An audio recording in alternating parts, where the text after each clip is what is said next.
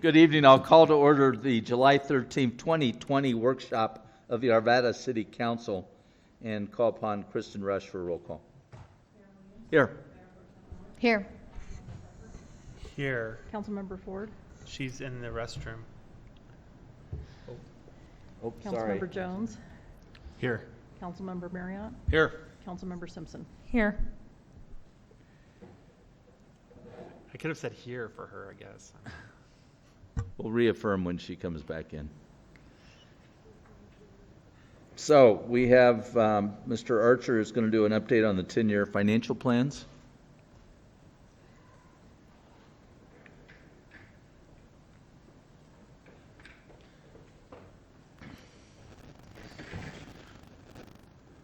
Go ahead. Ready? Mayor and Council, thank you for the opportunity to come talk to you tonight about our 10-year model.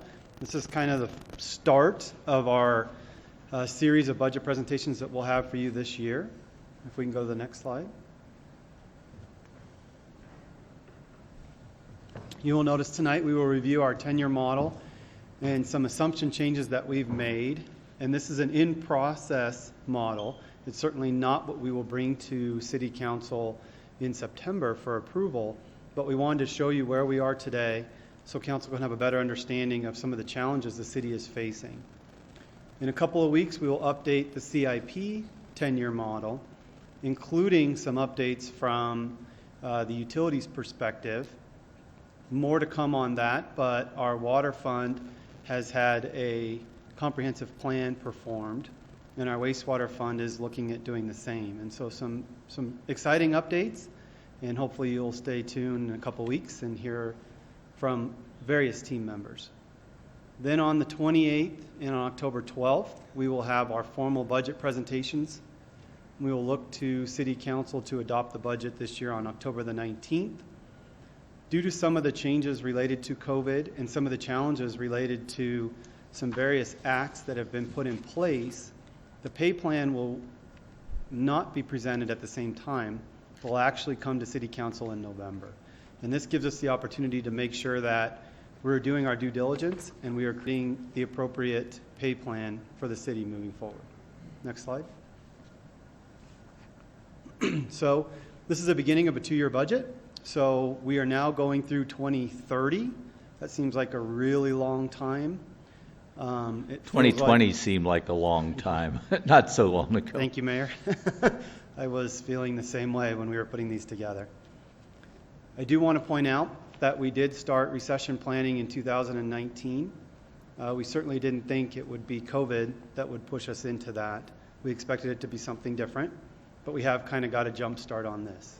And tonight we'll take a look at the general fund, the parks fund, our tax increment funds, and then a few of our enterprise funds, specifically waterways, storm, and Gulf. We will spend the majority of our time on the general fund. Next slide. Overall, I wanted to take a look at a few of the expenditure assumptions that are in every model. So last year we had proposed a market rate adjustment of 2%. When everything was said and done, that came back at about 2.5%, a little bit above what we had in our budget. Luckily, that was offset by very good healthcare performances. So you've heard me come up here many times over, and you've heard both Mr. Devon and Ms. Gillis talk about our healthcare plan. HR presented to you earlier this year about some of the successes that we've had, and we were excited to find out that our 2020 increase was 0. It was proposed to be at 4%. What's wonderful about that is that has a win-win scenario. It saves money for our employees and it saves money for the city.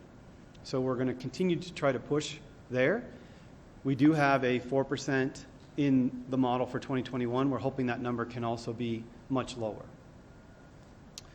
The Cadillac tax was officially eliminated last year, and so we removed that from our 10-year plan. What kind of model, how much did that change the model? Because that became a pretty big number over the 10 years, It you did. recall? So it was a little over $6 million for the general fund alone, to the positive. So you'll see that here in just a minute. Right. And then finally, we kept our line items at an annual increase of 1.5%. We started our budget presentations internally, and we're hearing that we probably need to revisit that as well. We're starting to get some pretty heavy-duty pressure from each one of our departments that just ongoing operations are eroding their budgets. Next slide. So what you see in front of you, and I apologize, it's very hard to read. Hopefully you can see that on your individual screen. This is what our 10-year model looked like when we ran it at the beginning of March. So we were pretty excited. The biggest number, and everybody likes to look at it, would be the number that's at the bottom right. So in 2030, we would have been coming to City Council and discussing how to allocate approximately $10 million. Unfortunately, the world took a turn. Next slide, please. And you will see today, with all the assumptions, that number shows a negative 60 million. Okay? That's a very scary number for anybody. And yet, it's out 10 years. And so that gives us a lot of time to make changes today that will help reduce that number and ultimately eliminate it in our 10-year planning. Next slide. So if we dive in a little bit further to try to understand how did we go from a $10 million positive to a $60 million negative, it's really revenue driven. So if we take a look at our sales tax, you will notice that we were expecting a 2.5% increase over the 2019 actuals for 2020. Now we're thinking that's probably going to be closer to a 1% reduction. As you continue to play this out, and we will dive into this a little bit deeper in the next few slides, you will notice that in 2021 we were also expecting a 2.5% increase. Now we're thinking that number will be flat. Same for 2022, and then we return to a small growth cycle, 2024, 2025, and then flatten the increases out 26 and beyond. Do you have a question? Yeah, thank you, Brian. I do. Just a question. So we're expecting now a 1% decline in sales tax for 2020. We have now May's right. sales tax results. Yes. Is that decline you're expecting based on those May results, or are we still speculating more than using actual experience, or where? It's a little of both. Where did you get to that? Yeah, it's a little of both. And there's a slide way at the end that'll talk further about that. So can I table that question? Yeah, absolutely. Sure. Okay. I do apologize. It's going to be a while till we get back to it. So if I forget. Yeah, no, that's okay. Don't worry, I won't let you. Trust me. It's got a mind like a steel trap. Similar activity in auto use. Certainly we did expect a pullback. Auto use is a little more cyclical, and we'll see that demonstrated in some of the slides coming up. Property tax has pretty much stayed stagnant. The growth that we're getting in property tax relates to the growth in the city. Building revenues had started to slow, but really we're right in where we were hoping they would be. Enough to pay our ongoing operating expenses, growing the city at a reasonable rate. And so what we have in the budget, we feel very comfortable with from a building perspective. I will point out a slide here in a little bit. We've been conservative on the building side the entire time. We made sure that we only counted dollars that we knew we would receive. And then ultimately on the interest revenue side, we were getting quite excited at the beginning of the year. We were going to redo all of our interest calculations, and of course that's all gone away. And so we returned back to numbers that we haven't seen for 10 years. But ultimately, there's very little revenue that can be achieved on the interest side. We're back to, in our government investment pools, getting stuff like 0.13%, 0.25%. I mean, literally barely even getting enough money to put it over there. And so we'll be creative, but we do feel that we can at least meet our budget, but we're not going to see any kind of windfall in this area. Next slide. So as we further dig into sales tax, this slide may look familiar. It's one we used in the past to demonstrate to City Council what the dip looked like the last recession and then how much growth we really did have. So you can see on a percentage basis, our year-over-year growth really was quite large when we start looking at 12, 13, 14, 15. I mean, you're talking about 5, 6, 7% year-over-year growth. We didn't see those numbers. We could go back to 1998. We didn't see any kind of growth like that. It would probably be back in the 80s, and we just didn't have the ability to get back to those records. We did slow that down in the future. If we go to the next slide, it blows up 2020 to 2028, so we were expecting to be a pretty average growth cycle, right at about 2.5%. We used to use 3% as a year-over-year growth, but we learned that backing that off a little bit put us more in the ballpark of the rest of our neighbors. Next slide. This is what it looks like now. So if we take it back 1%, we flatten it out in 2021, create a similar little growth pattern and flatten. This is what it looks graphically. If we go to the next slide, we can compare them to each other. I think this is something Councilmember Pfeiffer asked before. Why does this mean anything to me? If we go to the next slide, you will notice that in essence, this is what the change does to us graphically. So it kind of resets our base, and then we chase that for a period of time. Financially, you can see the numbers. So if we go from a 2.5% growth projection in 2020 to a 1% loss, that amounts to roughly $1.8 million in sales tax. Or about every 1% is about $520,000, round numbers. You can then see it takes us a period of time to close that gap, but we're falling behind every single year. The reason we fall behind is we start at the lower base and we don't increase greater than our 2.5% number for a long enough period of time to catch up. If we look at the next slide, this is a graphical representation of what it looked like starting in 2008 through 2018. What you see on this is the red line represents a consistent 3% growth in sales tax starting in 2008. The blue line represents what actually happened. So you'll see we dipped down for a few years, then we started on that exponential growth pattern, crossed about 2014, a little bit later that summer, and continued above it throughout the years 15, 16, 17, and 18. So graphically, this looks really good, but if we go to the next slide, you can see financially, even though we were growing 5, 6, 7%, if you take the cumulative and you go all the way back to 2008 and say, if you would have grown at 3% the entire time, minus the recession, we still wouldn't have caught up today. So many times you hear people say, cities are behind from the recession, they never caught back up, they never generated enough revenue. This would demonstrate on the sales tax side of things what happened to Arvada. Again, that's assuming a 3% annual growth rate. If we change that to be a 2.5% annual growth rate, we would have caught up in 2018. So it really took 10 years, depending on what number you want to use, for the city to catch up from the last recession. We would argue, like I said just a few slides ago, 2.5% is probably a more reasonable number. 3% is what you always hear people throw out, but that's not really what this most recent growth cycle produced. Councilmember Pfeiffer? Yeah, so Brian, I mean, when you're saying catching up, you're catching up to what your projected budget was. It's not catching up like we were behind paying bills. That's correct. I mean, so I wanted to make sure we're kind of clear to our thank you. viewers that we were behind based on forecasted budget, That's not right. necessarily.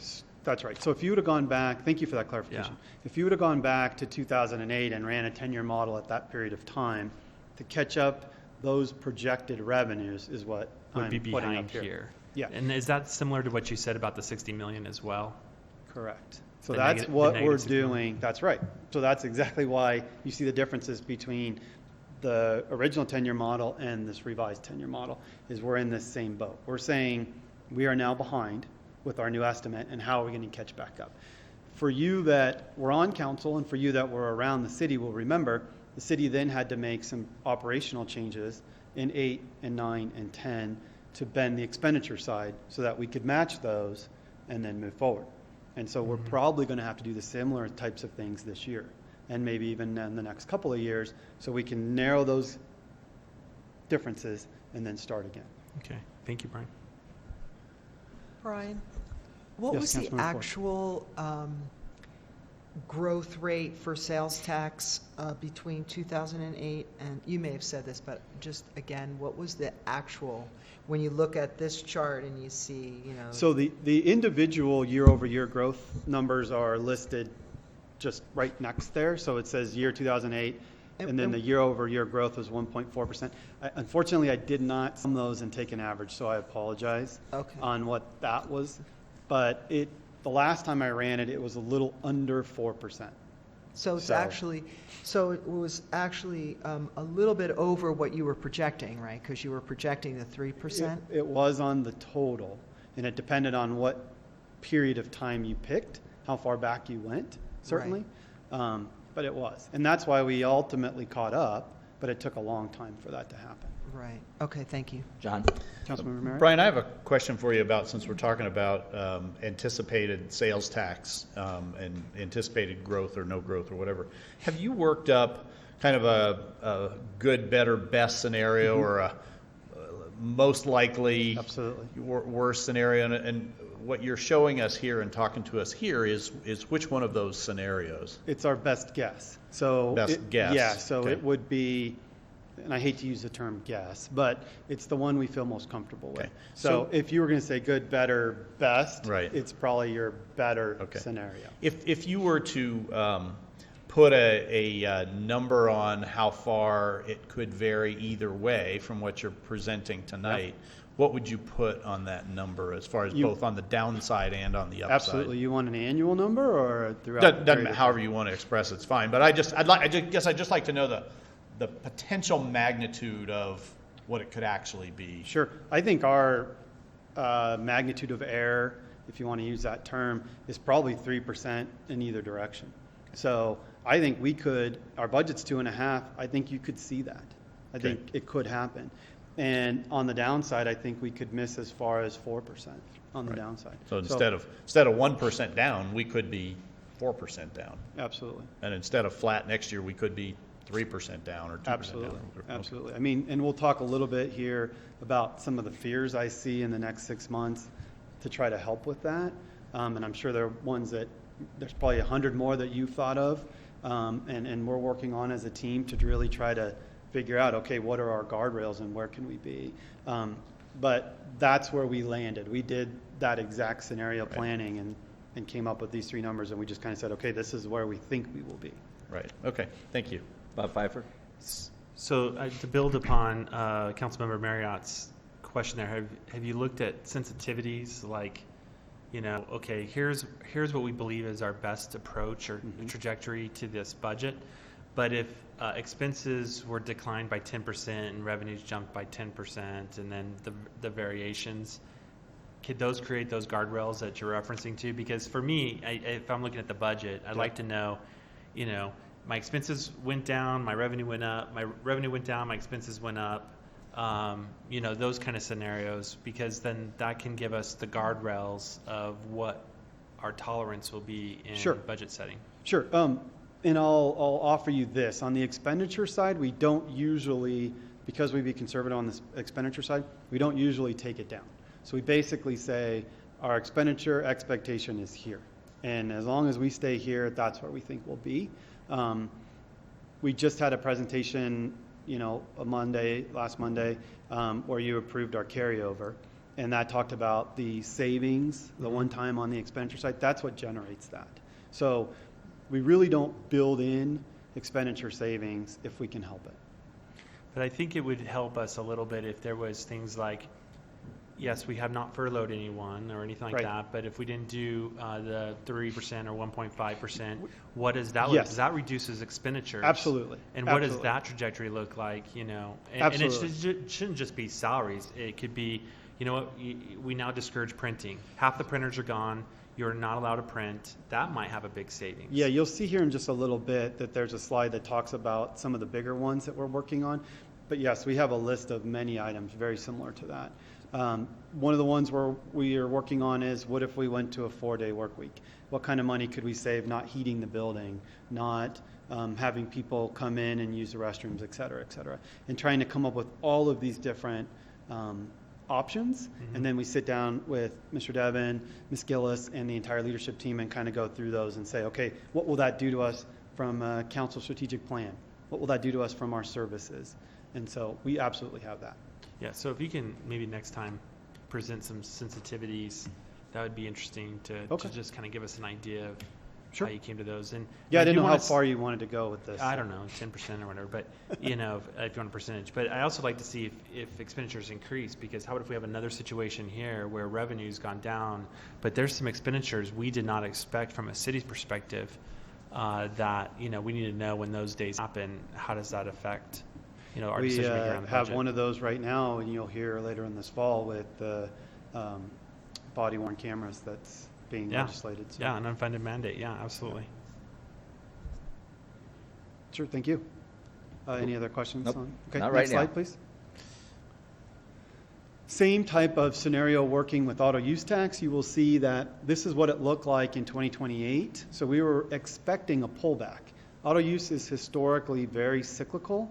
I think we kind of grew our way through the last pullback with the expansion of the number of people that live in Arvada. But we're kind of expecting that to slow down a little bit.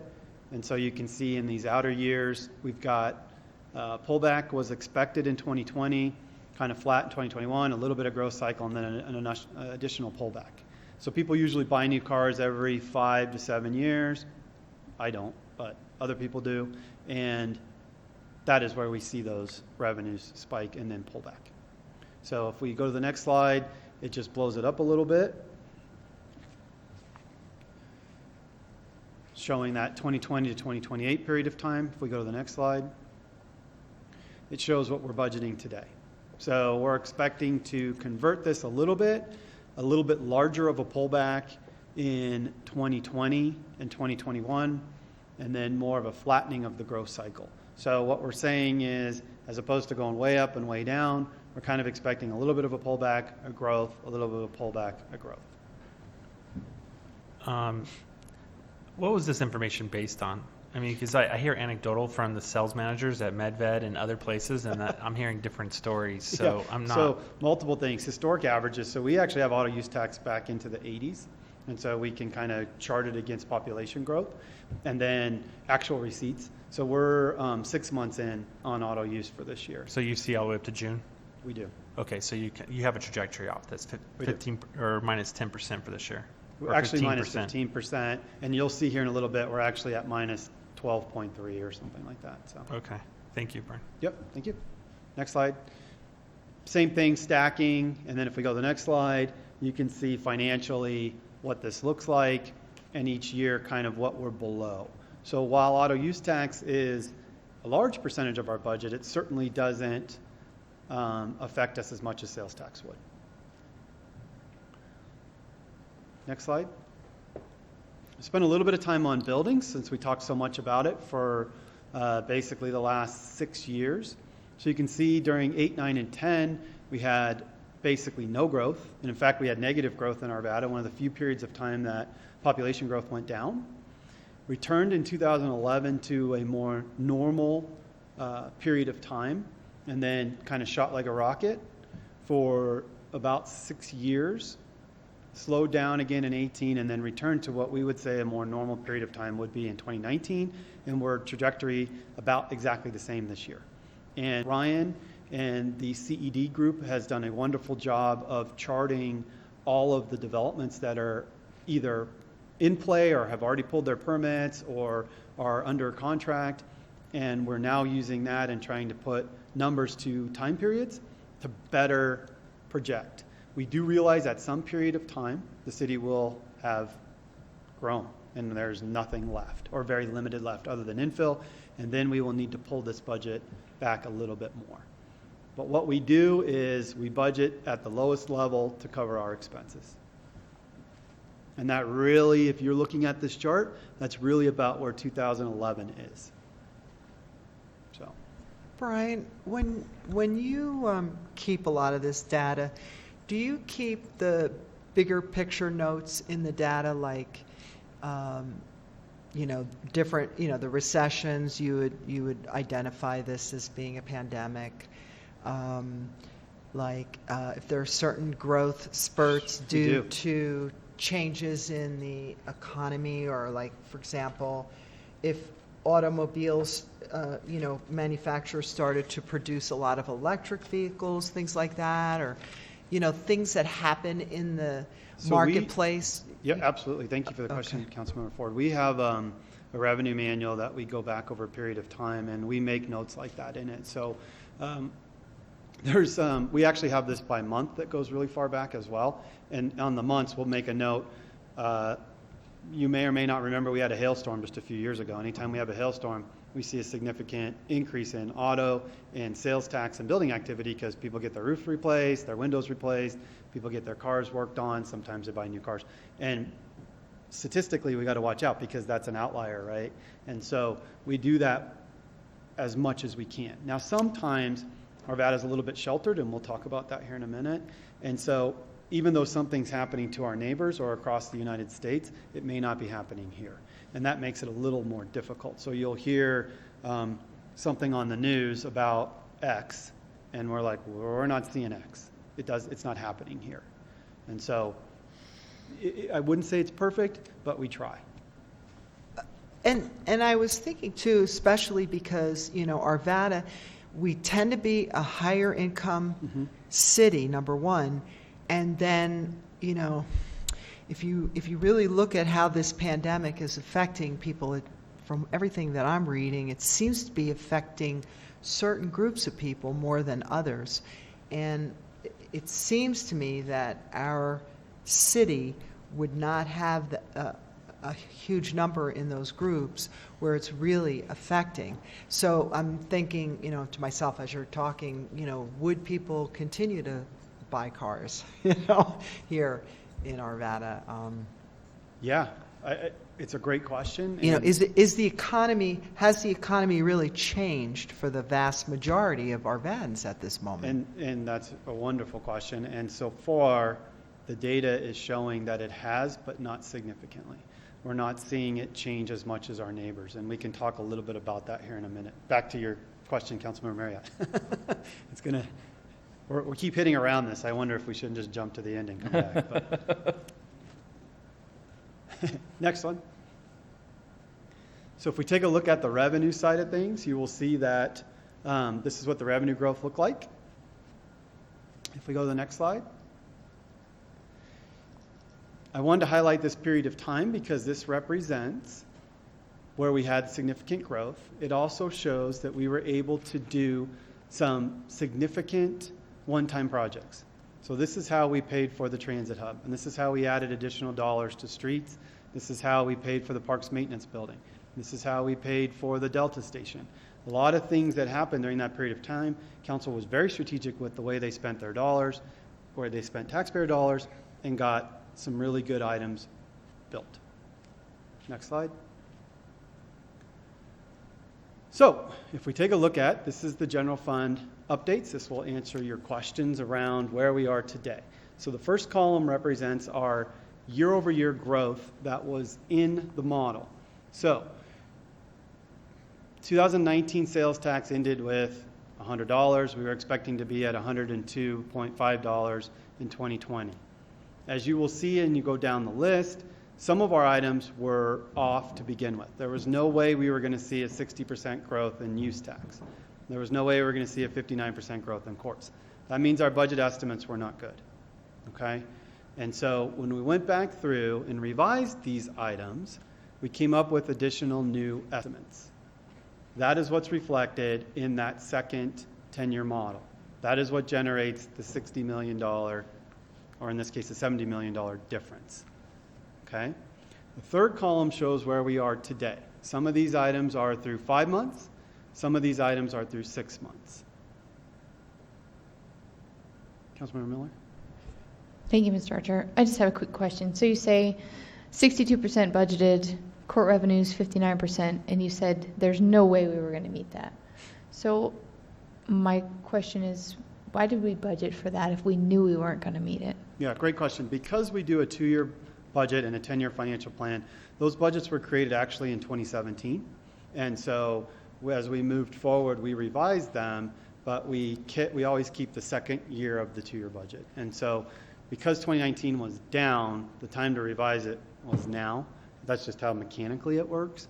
And so we would have caught it up now, but unfortunately, these are quite large and not normal.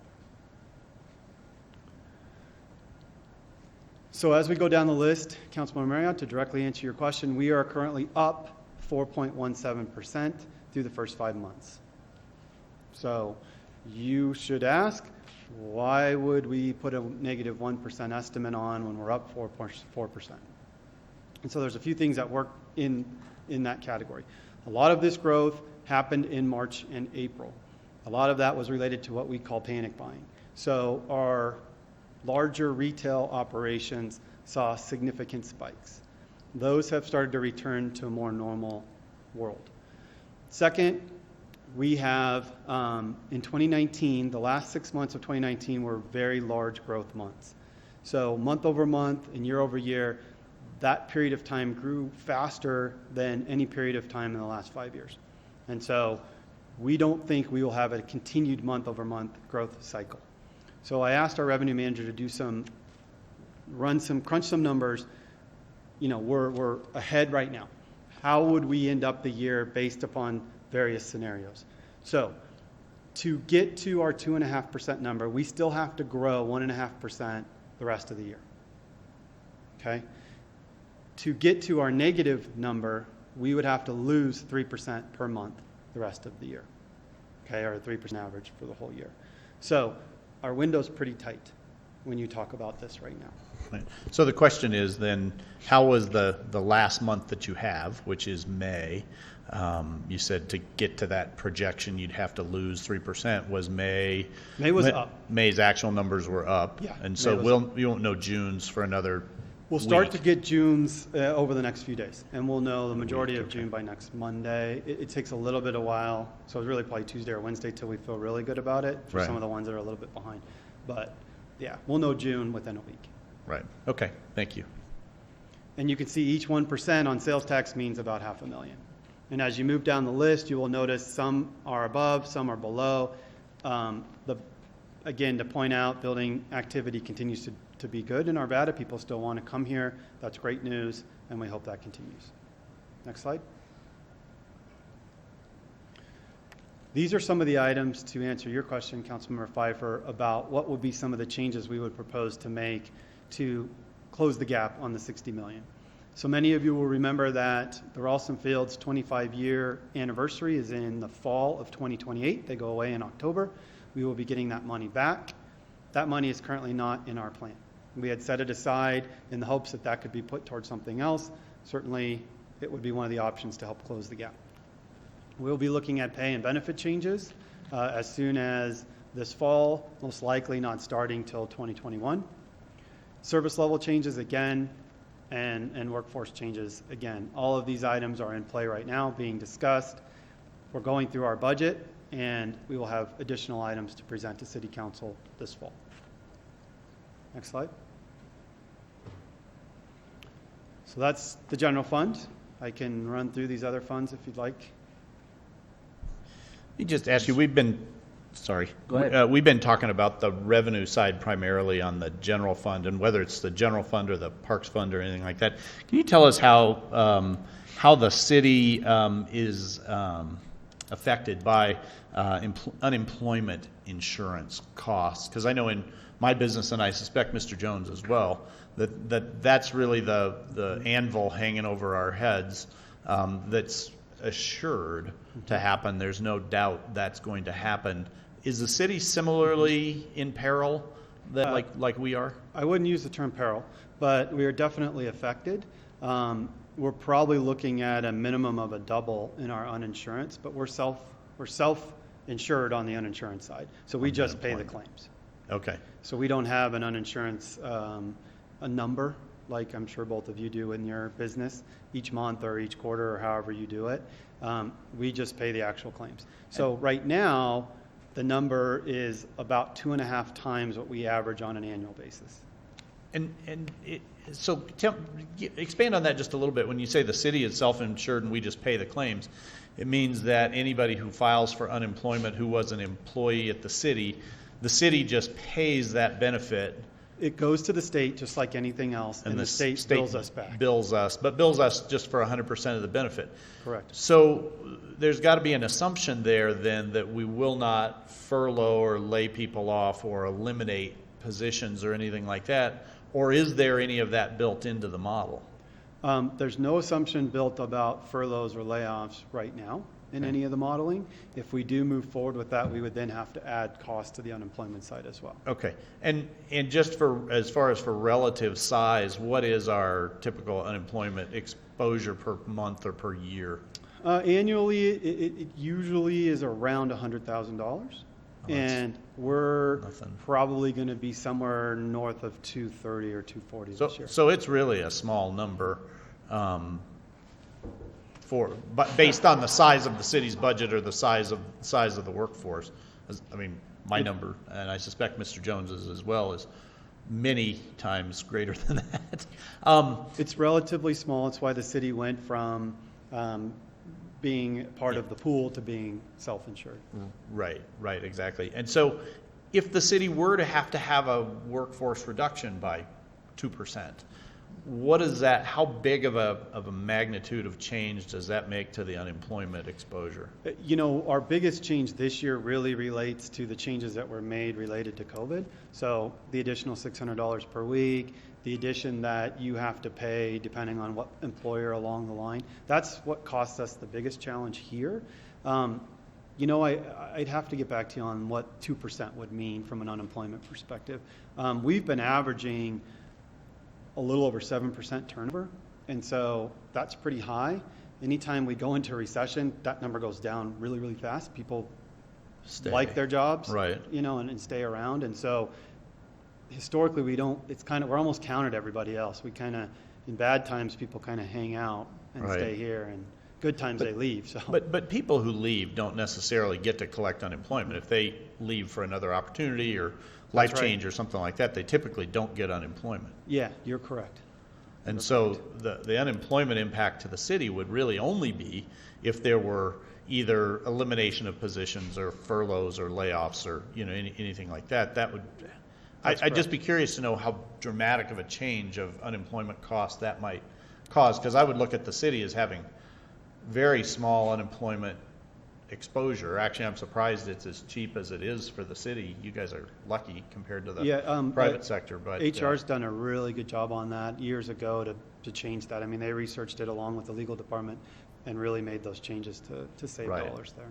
Right. Okay. So, and again, a majority of those claims are related to the industries in the city that were shut down. So industries like the restaurants and the golf courses and areas that we weren't able to put those specific employees to work inside our parks or whatever, and that's where that came from. Right. So. Okay, thank you.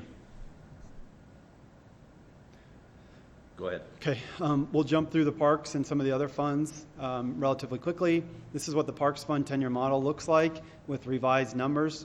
If we go to the next slide, I will caution that there is one big change that has not been put in the model yet, and that relates to Apex and the challenges that they're facing with their inability to rent their fields. And so they usually cost share with us. And so really figuring out where we're going to end up on that. Certainly we've been cutting costs as much as we can on the park side and saving dollars where we can, but there is going to be a gap created from that. How long will that gap last? We're still trying to figure that out. But we're certainly going to see a 1-year cost related to that, and I'm guessing more like a 2 or 3 year cost. While the Parks Fund is in a positive fund balance, these changes will affect that. Mr. Jones? How will the Myers Pool renovation / new pool be affected by this? Great question. And last I heard, they're still willing to operate it. Mr. Devin, I think you know more. Yes, we actually had a meeting. I think Bob, no. Oh, John. It was part of the standard coordinating committee meeting. John was there representing the council and Gordon and I were there as well. One of the questions we asked is, are you still committed to the operation of a renovated Myers Pool? And the answer was yes, they were.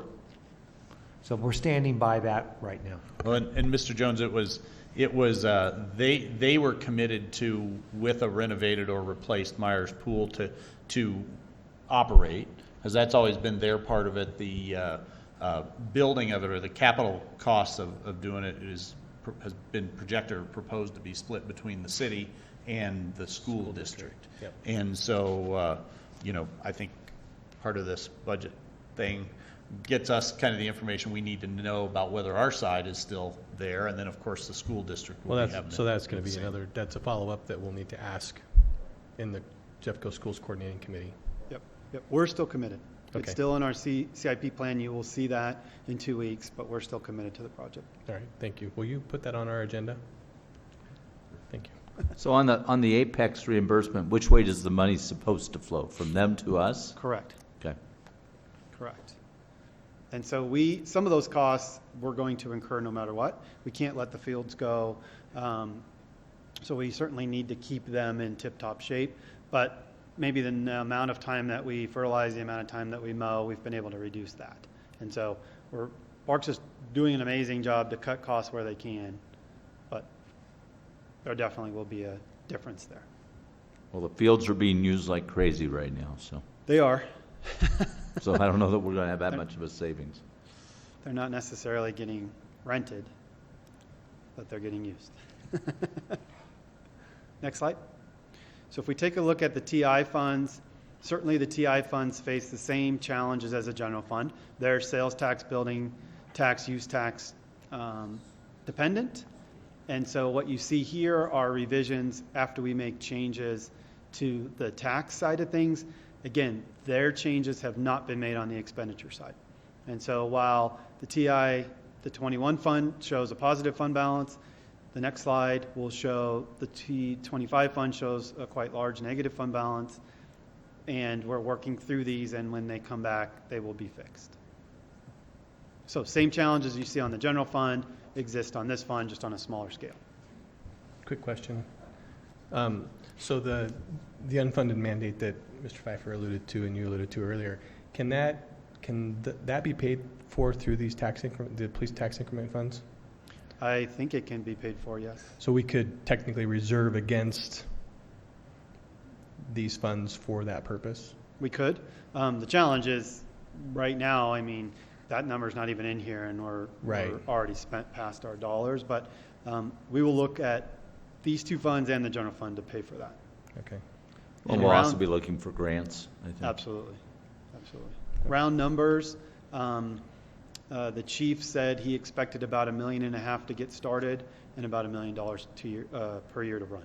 Per year. Mm-hmm. Just an unfunded mandate. Yes. Thank you to our great state. Next slide is just a recap of what we just talked about. There will be additional revenue flowing into the TI funds in 2029.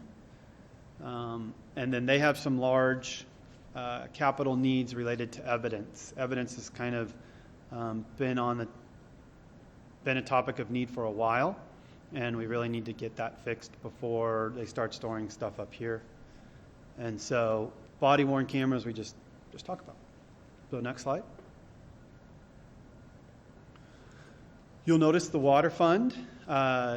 There's been no updates to this other than adding in the 2019 revisions. They are working through what they will propose to City Council as far as a rate change and as far as a tap fee change.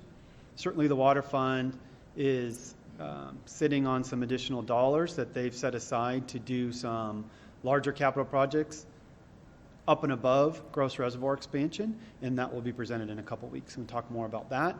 So when it's all said and done, they're certainly going to spend all of the money that you see, about 42 million or so, and then some. Are we hearing anything on gross reservoir? No. I know that we've been in contact with Denver Water over many periods of time. I know our legal department has worked with them, and we've heard some whispers that things are going good and we're moving along, and that's about it. We literally, Sharon reached out today, literally, and said, can we get back together and talk budget and stuff, in the hopes that we can give you an update here in the next month or so. That'd be great. Next slide. Brian, is water usage up in an unusual way, or Yes. really? Water usage is up dramatically. I guess when people are home during the day, working from home, they decide to water their yard. So we're seeing some very large increases in the water fund from that perspective. Usually what happens is people get their bill, because it's a 2-month lag, and that will slow down here As significantly. soon as they get those bills and see, oh my goodness. Yeah. That's why you have to shower with a friend. I was trying really hard to avoid that. I walked right into it, so thank you. Can we get that in writing? And I'm sure we'll walk right into it again in 2 weeks. So we are looking at water rates and tap fees. I spoke about the master plan, and again, there will be some very large updates to the CIP plan. There's some needs out at the treatment facility and some tank needs. The master plan is really an amazing document, and I know you all have so much stuff to read, but if you ever had time to look at it, it's an amazing document, and they did a really, really nice job.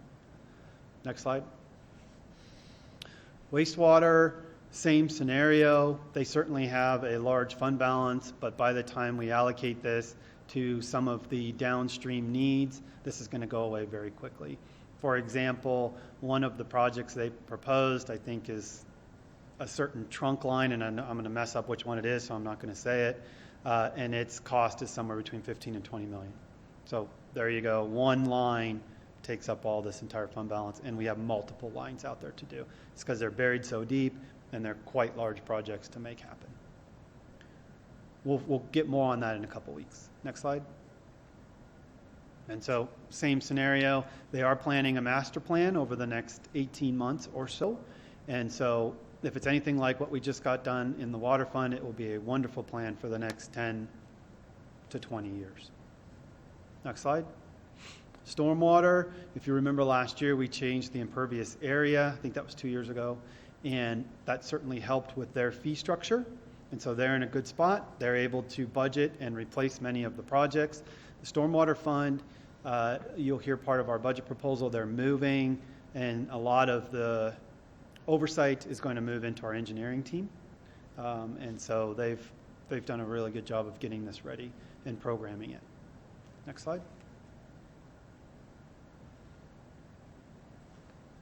Okay, just talked about that. Next slide. Golf fund. So certainly the updates to the golf fund prior to COVID were very exciting. They actually had a better 2019 than expected, both on the restaurant side and the golf side. And then basically whammo. And so things have slowed down significantly. While this looks wonderful and we do end up in a positive fund balance in 2028, this is certainly not what's going to be presented in a couple months. So the restaurant has been closed since March. They are now opening, but at a very limited level. They had to remove, I think in the weekly, they talked about the number of tables that had to be removed at both Lake Arbor and Westwoods. The golf side is doing well. Golf activity is way up. Rounds are way up, significantly at Westwoods, up at Lake Arbor, which is good. But they're not selling anything else. They're not selling product out of the shop, limited product off of the beverage cart service. And so certainly, while golf is doing very well, the model that was built to pay for the expansion was built on golf and food, not just golf. Brian, can I ask you a question about that? So the just in rough numbers, what's the in a average year before this, what's the size of the restaurant operation there? Is it $1.5 million a year or something like that? It's a little bit more than that. Okay. Yeah, if you combine both sides. Okay. If you combine Lake Arbor and Westwoods. But And- Westwoods is about $1.5 million. And okay, and so together they're 2 million? Yeah. Okay, 2 million. And as far as a contribution to the golf fund, only obviously the net goes into the golf fund, and so that's a net of what? Well, that's a hard question to answer, because prior to the expansion. Sure. Yeah, I mean, that net was more around 50 to 100,000 a year. Right. But after the expansion, that expected number was growing every year. So it started about 250 and it grew 350, Right. 400, and by the end of the model, it was up around 500. Okay. But so for now, we're not getting the restaurant revenue, but we shouldn't be suffering the restaurant expenses either. Other than, at least not the operational expenses. We've already suffered the capital Correct. expenditures, but Correct. not And the you- operational. For the most part, you are suffering expenses related to personnel. So the full-time staff members that we had, they stayed on, and they may have helped in other areas. And so we will look at reallocating those dollars as we go throughout this budget cycle. But you do have those costs. But we're not having the same staffing we would have had if things were normal, I would assume. No, you're not. You're not. You're having a reduced level So of staffing. the expenditures and the revenues ought to somewhat track each other, even if they yield a lower, not even a net, even if it's a negative net. I guess what I'm trying to get at is that shouldn't be a really large number one way or the other, because while there's a reduction in revenue, there should be maybe not an equal reduction in cost, but at least some reduction in costs that kind of follows. Yeah, there are some additional requirements to be able to open the restaurant that you have to pay for. I don't know if you've been out to either one of the restaurants, but you have people that have to make sure you take your temperature. You have people that make sure that you have to wash your hands or disinfect this and wearing a mask. And so those costs aren't really built in. And then there's economies of scale, and we're not Right. there yet. So you can't have a part-time kitchen manager. You can't have a part-time chef. And so you're right, but we're still struggling to get to that point. Right. Well, Okay. Mr. Marriott, I believe it would be helpful for us to mention that we have not laid anyone off. Sure. Including our full-time team members in the golf course restaurants, which meant that we continued to pay them while the restaurant was closed. Okay. And what are we doing now that the restaurant is opening? I mean, I can't imagine we're just double staffed. No. Have we reassigned them to other duties, or we're paying them to not come to work, or Well, what are we the doing about it? restaurant team members are working at the restaurant, and then we have some additional team members that are working, for example, at Westwoods with Arvada events and doing things like the temperature checks and some of those other safety protocols that we need to implement.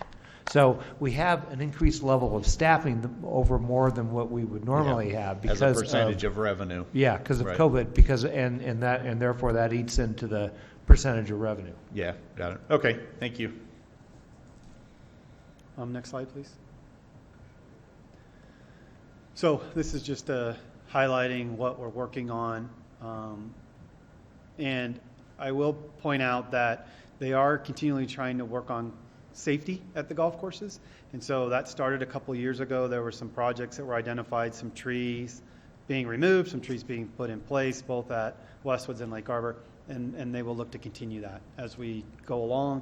It's hard to believe that, Westwoods is going on 28 years old. And so lots of things happen over a 28-year period of time, especially since a lot of the trees out there are at risk with some of the different beetles that are coming through, and so there's some work still to be done. Next slide.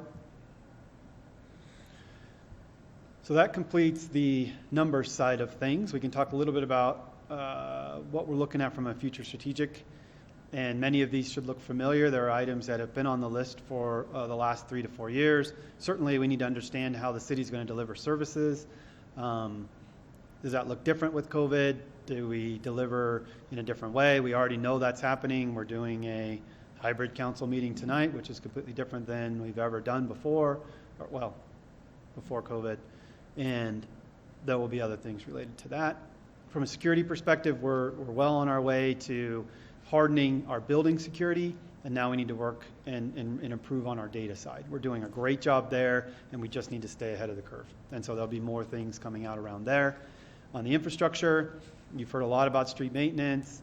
We're still working on capacity. There's a lot of really good work that was done on CIP plans related to sidewalk and trail gaps.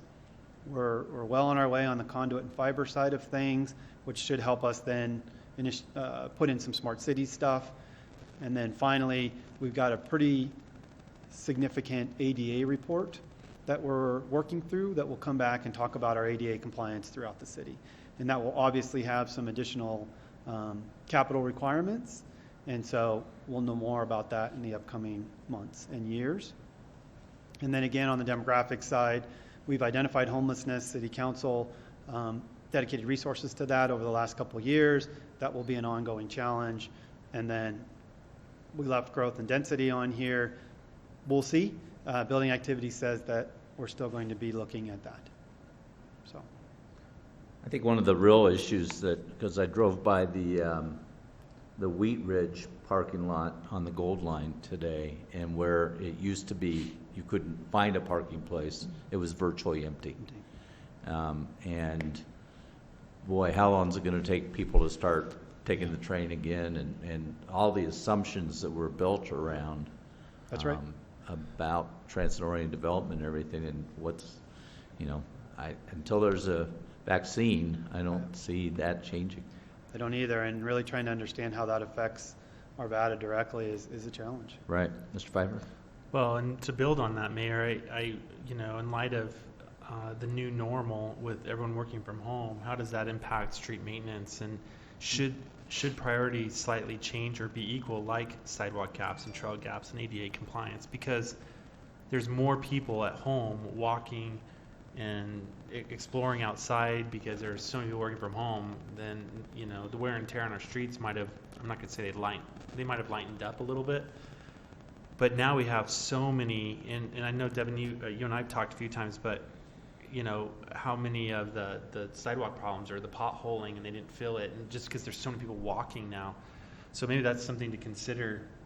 I don't know if our crystal ball will tell us that would be something we need to elevate more, because I know sidewalk gaps have been and trail gaps have been on our list for a long time, but it's been lower priority. So maybe that's something we can have a discussion around, but hopefully you can bring your crystal ball to see if should we throw a little extra money in that direction, knowing that everyone's working from home. So. Well, and along Great the question. same lines, the parks really are being used tremendously. And I can see it since I'm there all the time, and I see how quickly the trash cans even, are filling. It's amazing. It's like a huge weekend party, throughout the week. So. Yeah, it's one of the few items that people still feel comfortable doing, and so. And there are classes being held there, and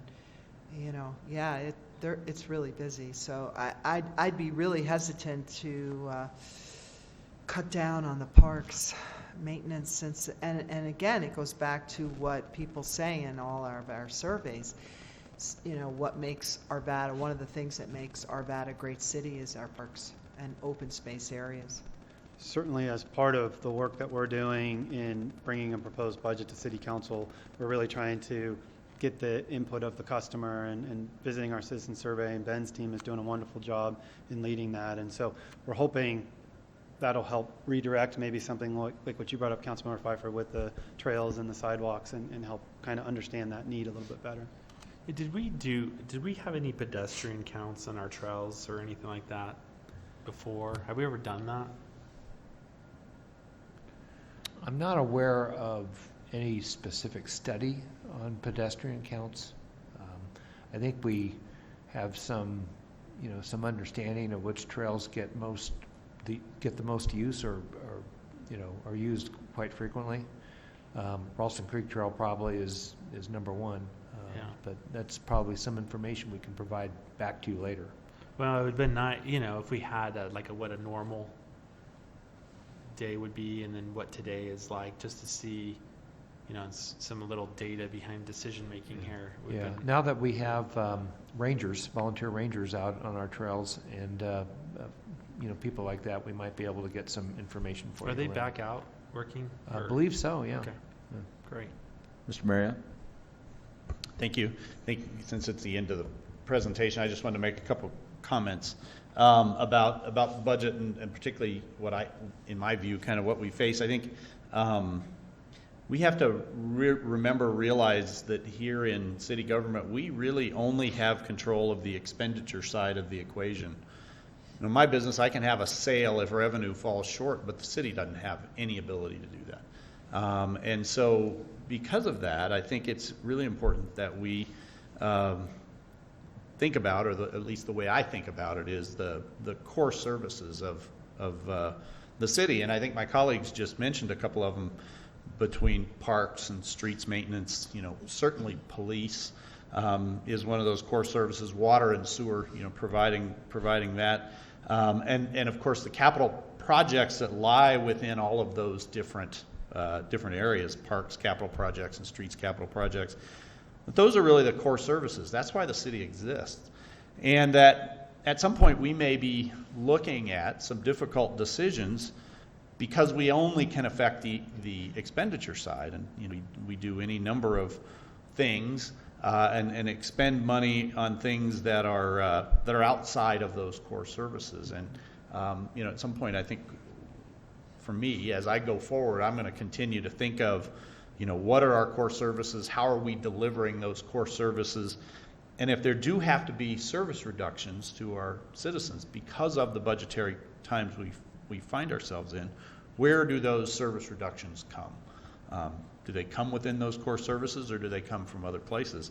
And I think for me, as we go along, I look at, do we have opportunities along the way to kind of bend the curve? And I think, we brought up one here tonight. I know the legislature in their finest knee-jerk fashion they can ever muster up, imposed the body-worn cameras on people whether they need them or not. Do we have any opportunity, once the heat on that issue dies down, to advocate for maybe not universal body-worn cameras, but is there something besides what's been mandated on us? Do we have places that are in the future that really bend the curve dramatically over that 10-year model, and encourage that we look for those, and that you guys as our team help us look for those places where changes now can have large impacts in this 10-year model or 10 years down the road. So those would kind of just more be my comments about, in general, this budget process and what we currently face. It's unfortunate, the timing of this, because we have lots of speculation about what this coronavirus is going to mean for us this year, next year, over a 10-year model, but we really don't have any data, and what little bit of data we have seems to be contrary to what we forecast, given that we had a sales tax increase after the coronavirus. Even though that's explainable, it does leave us without actual data by which to go by, at least on this particular budget cycle. So anyway, I think those are just some comments and things I'll be looking for as we kind of move forward in this cycle, but also in subsequent cycles, what we're going to do here. Thank you. Ms. Ford? Brian, I've always asked, since I've been on council, what are the negatives of what we do a lot of times? And I've always asked that generally in relation to growth, because we always look at the positives when we see growth, but we don't look at the negatives. What is the effect on our roads? What is the effect on, commutation times, lots of different things. Do we ever look at that? Well, most certainly. When you grow, you certainly need to understand the cost to support that, what those services are, and try to build a model that, growth pays for itself, if you want to use that term. And that's a challenge. Certainly, growth doesn't pay for itself for a period of time until you get the ancillary services and the ancillary businesses that come with it. So when you throw down the first 100 homes, nobody's going to come service those homes. But then once that gets larger and larger and larger, then businesses want to come in. So if we spin the clock back just a few years ago and taking supers as a model, City Council made the decision to get them out there sooner. Well, now the businesses are flocking to be around them, and that was a very good decision. And so it's difficult. There's no good answer. I know years ago Aurora did a study on that and tried to document everything, and then about a year later, they said it was no good. So there's not a really good answer to your question. And yet we can predict growth. We can predict the positives of growth, though. We can predict the revenues that we collect on growth. That's it.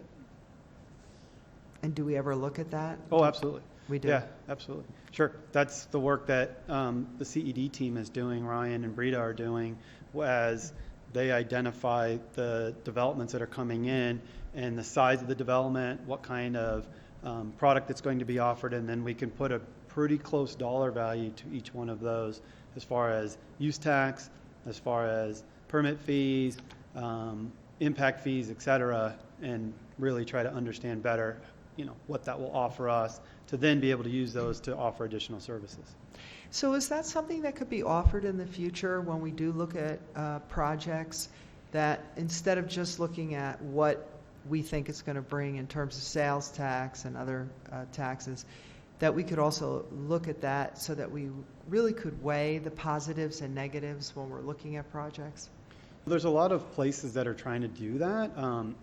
In my conference this year, it was all virtual. There was a city that was trying to do that exact same thing, trying to really understand. It's a city outside of Texas, and I don't remember the name of it. It's right outside of Dallas. It's one of the suburbs. And that's exactly what they were doing, is they were putting a dollar figure to every new development. So if you put a house in, it would cost $500 for that police services for that house and $300 for water services. And is it good? I don't know. It's a new city. They're trying something new. So, but it is an interesting concept that people are really trying to get to. Thanks. Don't have any other questions at this point? Is So I want to leave Mr. you with. Marriott correct that this is almost the end of the presentation? I Almost. saw him on his iPad there, sort of. There's just a question, Following. is the next slide.